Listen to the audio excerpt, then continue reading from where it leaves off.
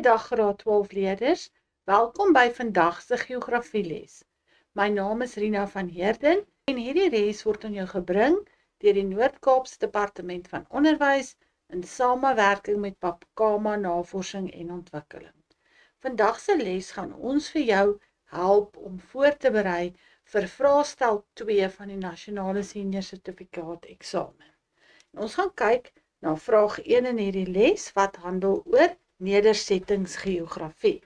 So aan die einde van hierdie les behoort jy vrae te beantwoord oor navorsingsgeografie. Die nedersettingsgeografie onderwerpe is nedersettingsstudie, landelike nedersettingskwessies, stedelike nedersettings, stedelike struktuur en patrone, stedelike nedersettingskwessies en dis dit. So, kom ons spring weg met nedersettingsgeografie en vrae wat gevra kan word is, jy ken by hierdie tyd al die kolom A en kolom B metode. 'n Nedersetting wat geleë is in 'n gebied waar water skaars is, daar is jou woordjie. En in die eilvorm van kolom A, kolom B, moet jy dan nou die term uit hierdie lys uitkies. So, 'n nedersetting waar water skaars is, sal dan nou gaan vir H wat 'n natpunt nedersetting is. Hulle wil bly op 'n punt waar daar water is.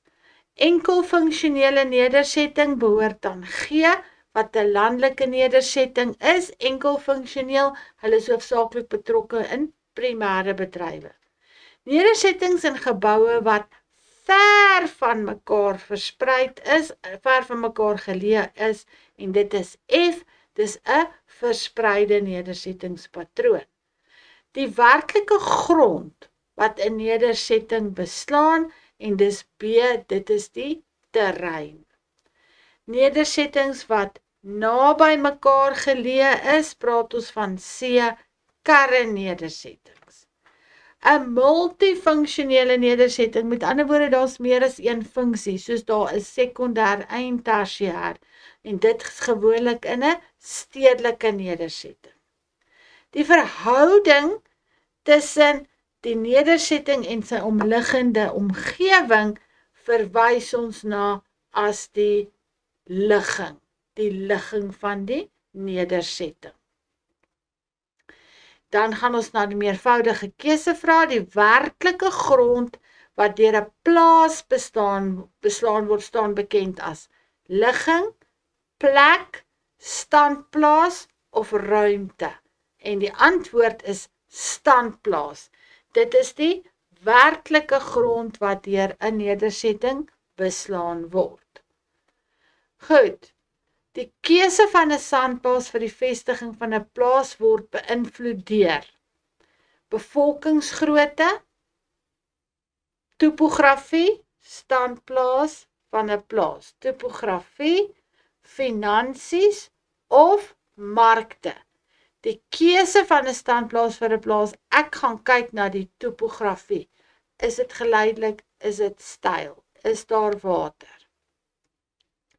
Nommer 3. Die ligging van 'n plaas word deur wat beïnvloed? Grondvrugbaarheid, waterbronne, afstand na die markte of hoe styl die landskap is. Die ligging van my plaas. Ek gaan kyk na afstand van die markte af, né? Dit gaan oor sy ligging, gaan oor die verhouding met die omliggende omgewing. Nommer 4. Verwys na die patrone van landelike nedersetting X en Y om vraag 114 tot 116 te beantwoord. So hier het ek X en ek het Y. Hier is my sleutel. Daai vierkantjies is plaasopstelle. So die vraag is nou: die sosiale voordeel van nedersetting X, waar hulle naby mekaar bly, kernnedersetting, is dit veiligheid en sekuriteit, die gebruik van tegnologie, dat dit 'n plaaslike mark beskikbaar is, of die maak van meer wins. Hulle soek 'n sosiale voordeel. So die antwoord gaan wees A. Jy hoef nie bang te wees nie, want jou bure is naby jou in geval van 'n noodsituasie. Goed, die volgende vraag is die nedersettingspatroon by A word as 'n by Y word as 'n verspreide nedersetting geklassifiseer as gevolg van die A. Plaaspersele wat ver van mekaar is, afstand weg van die mark af, plaasopstalle wat ver van mekaar af is, of die beskikbaarheid van plat grond. Hy is 'n verspreide nedersetting omdat hierdie plaasopstalle ver van mekaar af is, nie persele nie. Jy moet baie mooi lees.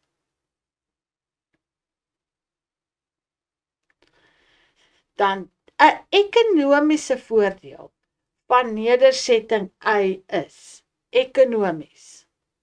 In ander woorde, daar's geld te sprake. Daar's meer privaatheid, die potensiaal vir groter winste, die hoë koste om toerusting te koop of onafhanklikheid.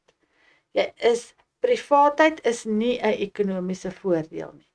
Winste is wel, kostes is nie 'n voordeel nie, so daai is uit, onafhanklikheid is nie ekonomies nie, so die enigste antwoord wat verder daar kan inpas is 'n potensiaal vir groter winste. Die vorm van die nedersetting is, daar kan jy sien, hier is die rivier en jy kan sien die huisies is langs mekaar, is hy lineêr, verspreid, kruispad of rond. So, hy kan nie verspreid wees nie, want hulle is naby mekaar. Dis nie 'n kruis nie, dis ook nie 'n rond nie. So, die enigste antwoord wat kan wees is lineêr. Hier kan jy sien, hulle is so langs mekaar gebou. Die hoofrede vir die ontwikkeling van die nedersetting is daai spesifieke een, toegang tot 'n pad, 'n poort in die berg, toegang tot water of verdediging van vyande. Dis baie duidelik, die antwoord is daar, so dis toegang tot water. Ons is steeds besig met landelike nedersettings. Die landelike nedersettingspatroon wat ondergetoon word is sirkelvormig, gekern, verspreid of lineêr. Goed, lineêr moet hulle langs mekaar wees. Ek sien nie lineêr is daar nie, ek sien nie die sirkelvorm nie, so ons sal moet kies tussen kern en verspreid. Soos jy kan daar sien, is hulle verspreid. Hierdie plaasopstalle is ver weg van mekaar geleë. Definitief nie op mekaar nie. Kan jy sien hoe eenvoudig hierdie is? 'n Kernlandelike nedersetting word met wat geassosieer? Ekstensiewe boerdery, gefragmenteerde land, monokultuur of die gebruik van groot masjiene. 'n Kernlandelike nedersetting. Met ander woorde, hulle is by mekaar. Ekstensiewe boerdery het baie groot plase, so hulle gaan nie naby mekaar wees nie. Gefragmenteerde land is 'n vraagteken. Monokultuur beteken hulle boer met slegs een gewas. Mono beteken een. Kernlandelik sal dit nie so wees nie. En die gebruik van groot masjinerie, as jy kern is, jy is naby mekaar, gaan daai groot masjinerie nie werk nie. So die enigste antwoord kan wees gefragmenteerde land.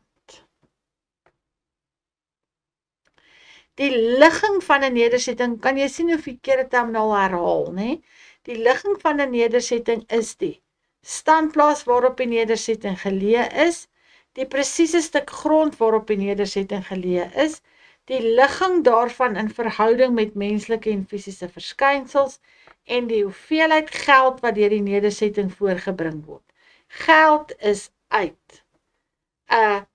Ons gaan nou moet kies tussen daai 3 en jou korrekte antwoord is die ligging in verhouding met. Daai woord ligging gaan saam met die verhouding met die menslike en fisiese verskynsels.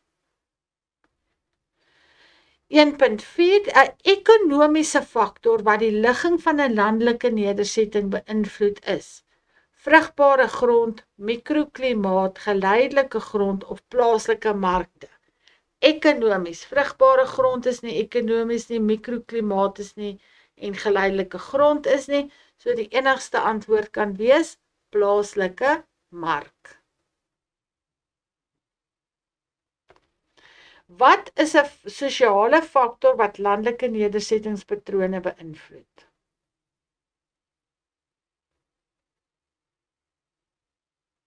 Veiligheid, reënval, markte of topografie.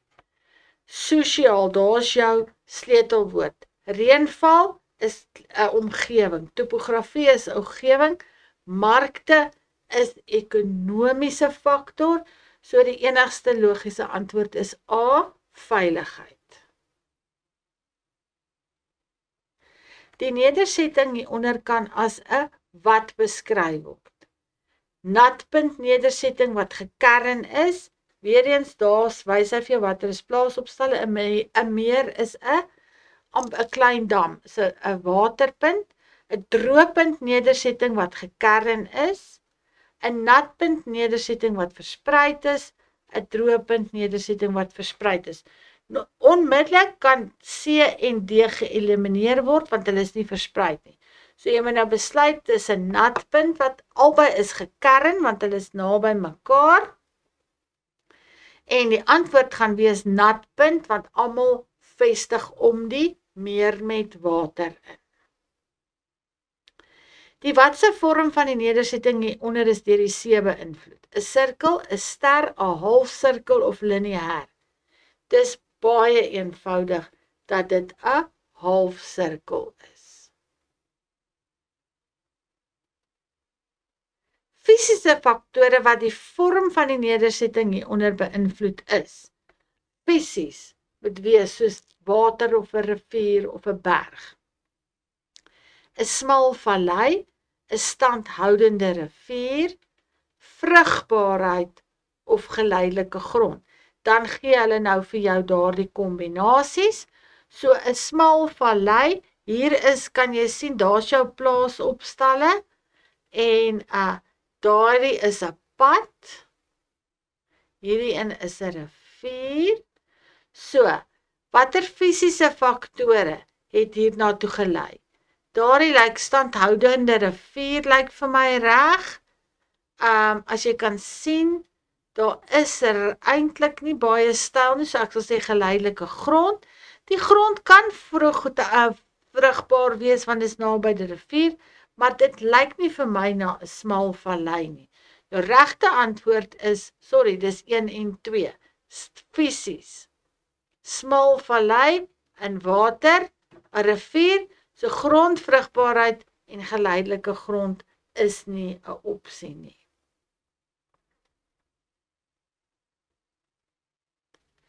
Goed, ons gaan kyk nou na landelike nedersettingskwessies en hier is vir jou 'n voorbeeld van 'n brongebaseerde vraag. Verwys na die skets hieronder oor landelike stedelike migrasie. Definieer die konsep landelike stedelike migrasie. Identifiseer een sosiale stootfaktor in A wat landelike stedelike migrasie veroorsaak. Noem 2 basiese dienste wat meer toeganklik in stedelike gebiede as in landelike gebiede is. Hoe kan landelike stedelike migrasie uitdagings vir die voorsiening van behuising in B-skets? Stel 3 ingrypingsstrategieë voor wat geïmplementeer kan word om landelike stedelike migrasie te verminder. Goed, jy kan hierdie video stop en self daardie antwoorde probeer kry en dan gee ons dit nou vir jou om jou antwoorde te vergelyk. Definieer die konsep landelike stedelike migrasie. Dit is die beweging van mense. Ons soek daardie woord beweging van mense van waar af landelike na stedelike gebiede gee vir jou 2 punte. So dis 1 maal 2. 'n definisie is altyd 2 punte. Identifiseer 1 sosiale stootfaktor in A. So ek gaan A toe, dan gaan soek ek vir iets wat 'n stootfaktor is, wat sosiaal is. Armoede is definitief 1, plaasmoorde is 1 en 'n verlies aan werksgeleenthede is 1. So uit daardie 3 hoef jy slegs 1 te noem. Goed, noem 2 basiese dienste wat meer toeganklik is in stedelike gebiede as in landelike gebiede. Drinkwater, elektrisiteit, sanitasie, vullis en afvalverwydering. Basiese dienste, né? Gesondheidsorg, maatskaplike welstand, behuising, onderwys en veiligheid en sekuriteit. Meer toeganklik is. Dan vra ons hoe kan landelike stedelike migrasie uitdagings vir die voorsiening van behuising in B skep? Hoe kan landelike uitdagings vir die voorsiening van behuising in B skets? B kan jy sien is die stad. Hoekom sal dit daar is te veel mense in te min huise? Die aanvraag vir behuising kan nie aan voldoen word nie. Daar's te veel huise wat benodig word. Daar's 'n tekort aan beskikbare grond. Daar's bloot eenvoudig net nie plek vir almal nie en hulle kan kortings op munisipale begrotings kan nie plaasvind nie want daar is te veel mense. Dan stel 3 ingrypingsstrategieë voor wat geïmplementeer kan word om landelike stedelike migrasie te verminder. Skep meer werksgeleenthede, moedig kommersiële boerdery aan, ontwikkel of verbeter werkers se vaardighede, verskaf kredietfasiliteite of lenings op subsidies aan boere wat wil begin boer, laat dit hulle kan wel iets doen, grondhervormingsprogramme, laat mense die grond kan kry, desentralisasie van nywerhede of besigheid, vat die besigheid uit die stede uit terug na die landelike gebiede toe, dat daardie mense 'n werk het. Ontwikkel ekotourisme, sodat dit ook mense kan lok na die landelike gebiede toe. Stel 3 in, ons is nog steeds by dieselfde vraag met nog voorbeelde, organiseer feeste of ontspanningsaktiwiteite in landelike gebiede. Adverteer of bemark die gebied. Verskaf basiese dienste. Verbetering van die infrastruktuur. Aansporing om mense aan te moedig om landelike stedelike migrasie te beperk. Om mense te hervestig in geskikte landelike gebiede. Ons gaan nou oor na stedelike nedersettings toe en ons kyk na 'n voorbeeld van 'n vraag. Hulle verwys vir jou na 'n diagram, 'n skets en hy dui aan die klassifikasie van nedersettings. Kies die korrekte term uit die wat tussen hakkies is om wat dan nou vir jou sê wat hierdie ding gaan waarmaak. Nedersettings word volgens funksie of bevolking geklassifiseer. 'n metropolis of 'n konurbasie word gevorm deur 'n stad met onafhanklike dorpe. 1, 2, 3, 'n klein dorpie of 'n dorp is die kleinste stedelike nedersetting. 'n gehuggie of 'n klein dorpie het 'n mengsel van beide landelike en stedelike funksies. Of die reikwyte van 'n dorp of 'n stad sal groter wees. Die konurbasie of die metropolis het meer funksies en is groter.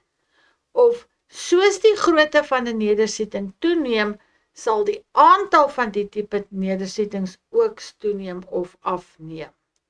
Goed, kom ons gaan kyk na die antwoorde. 'n nedersetting word volgens funksie op bevolking geklassifiseer. As ek hierdie skets ontwikkel, waarna gaan ek kyk? Ek gaan kyk na funksie. 'n metropolis of 'n konurbasie word gevorm deur 'n stad met onafhanklike dorpe en is 'n metropolis. 'n klein dorpie of 'n dorp is die kleinste stedelike nedersetting. Dis 'n dis eintlik verkeerd, dis 'n klein dorpie. Goed. 'n Gehuggie, dit is net gaan almal kry, 'n gehuggie of 'n klein dorpie het 'n mengsel van beide landelike en stedelike funksies. En jou antwoord hier gaan wees 'n klein dorpie. Die reikwyte van 'n dorp of 'n stad sal groter wees, dis 'n stad. Die konurbasie of metropolis het meer funksies en is groter, dis 'n konurbasie. En soos die grootte van 'n nedersetting toeneem, sal die aantal van die tipe 'n nedersetting toeneem of afneem, dit sal afneem. Daar's minder konurbasies as wat daar plaasopstalle is, dis wat hulle daar bedoel. Landelike struktuur en patrone, 'n landelike stedelike oorgangsone, waar is dit geleë? Noem 2 ekonomiese aktiwiteite in die foto wat in die landelike stedelike oorgangsone gevind word. 3. Hoe word ekonomiese aktiwiteit by B bevoordeel deur in die landelike stedelike oorgangsone te wees? Watter positiewe impak het aktiwiteit B op die plaaslike gemeenskap? En hoe het die onlangse stedelike uitbreiding van groot stede die landelike stedelike oorgangsone verander? Kom ons gaan kyk dan nou na die antwoorde. Waar is die landelike stedelike oorgangsone geleë? Dis op die buitewyke van die stedelike gebied geleë. Noem 2 ekonomiese aktiwiteite in die foto wat in die landelike stedelike oorgangsone gevind kan word. Ons sien daar boerdery of landbou en ons sê vervaardiging. Hy wys vir jou daar, nywerheid is B en C is 'n klein plaas. So dis plaas of boerdery of nywerhede. Die antwoord is daar in die skets. Hoe word die ekonomiese aktiwiteit by B bevoordeel deur in die landelike stedelike oorgangsone geleë te wees? Dis goedkoper grond. Daar is genoeg grond vir uitbreiding. Daar is tog toegang tot infrastruktuur. Ek sien daar 'n pad. Daar's grondstowwe vanaf die plase boer met iets en hulle kan dit verwerp.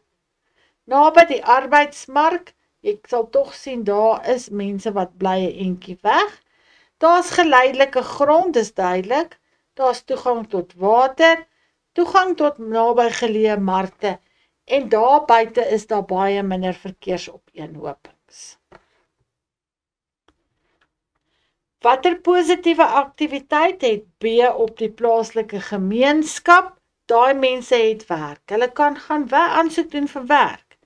Dit verbeter die vaardighede van die plaaslike gemeenskap.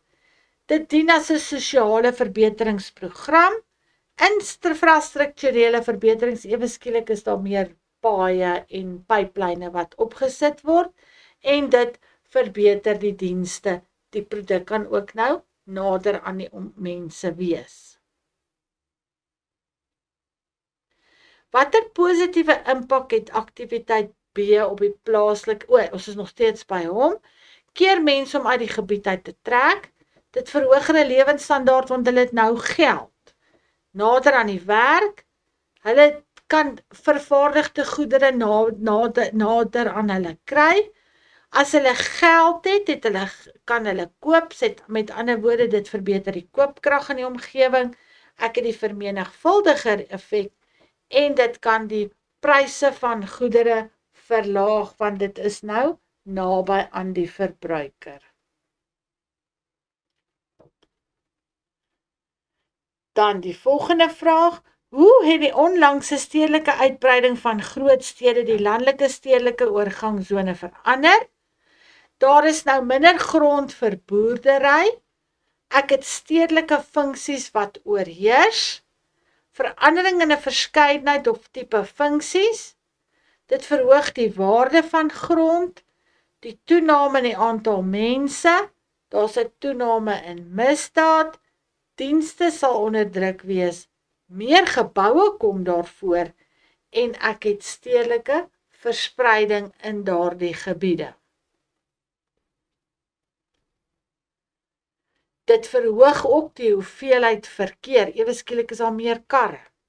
Dit wil sê ek het meer besoedeling.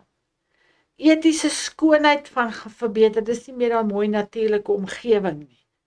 Biosisteme word vernietig, met ander woorde, omdat hulle bou nou gaan organismes dood. Dit verhoog gronderosie, jy het minder vrugbare grond, verhoog afloop en die watertafel verlaag. Hier kan jy sien, uit al hierdie opsies hoef jy net 2 neer te geskryf het. Goed, 'n ander stedelike nedersetting kwessie is informele nedersettings. Identifiseer een kenmerk van informele nedersettings in die foto, hier is die foto. Noem 2 negatiewe sosiale gevolge van informele nedersettings in die uittreksel en gee 2 ekonomiese redes vir die vinnige toename in informele nedersettings. In 'n paragraaf van ongeveer 8 reëls verduidelik waarom die regering daarin misluk om gemeenskappe wat in informele nedersettings woon by te staan. Goed, kom ons gaan kyk nou na antwoorde. Identifiseer een kenmerk van informele nedersettings wat in die foto sigbaar is. So jy gaan kyk nou daar, wat is in die foto wat vir jou sê dis 'n informele nedersetting?